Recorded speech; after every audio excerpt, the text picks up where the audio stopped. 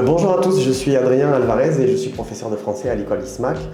Aujourd'hui, je voulais faire une petite vidéo sur quelque chose qui pose un peu problème parfois aux étudiants, c'est la prononciation de plus ou plus en français. Donc, c'est-à-dire que de temps en temps, quand vous avez plus, P-L-U-S, en fait, on va prononcer le S, donc plus, ou alors on ne prononce pas le S comme plus. Ok.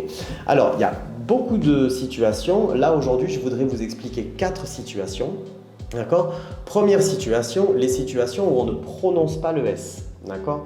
En général, on ne prononce pas le S quand il y a un adjectif après. Par exemple, quand on va dire plus petit, ou plus grand, ou plus sympa, par exemple. Ok.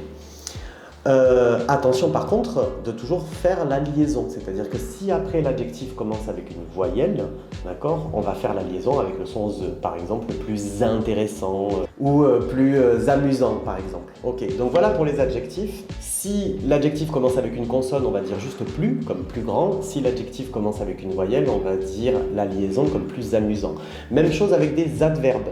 Okay, donc par exemple, lentement, vite, rapidement, on ne prononce pas le S. Donc on va dire plus lentement, plus vite, plus rapidement, avec une liaison si c'est nécessaire parce qu'après il y a une voyelle. Ok.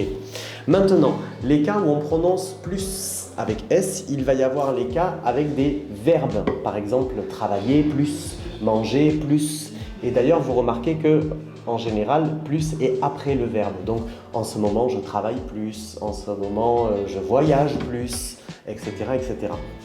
Quatrième situation, s'il y a un nom. Alors là, c'est un peu particulier parce qu'en plus, il faut ajouter de. Donc, on va dire plus de avec un nom. Par exemple, plus de personnes, plus de fromage, plus de vin, par exemple. Ok.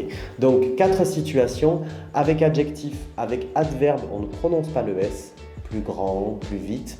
Avec verbe et avec un nom, on prononce le S, par exemple, travailler plus ou alors plus de personnes. Voilà, j'espère que ça vous aura aidé un petit peu à mieux comprendre. On verra d'autres situations, mais déjà commencer avec ça, c'est pas mal. À bientôt.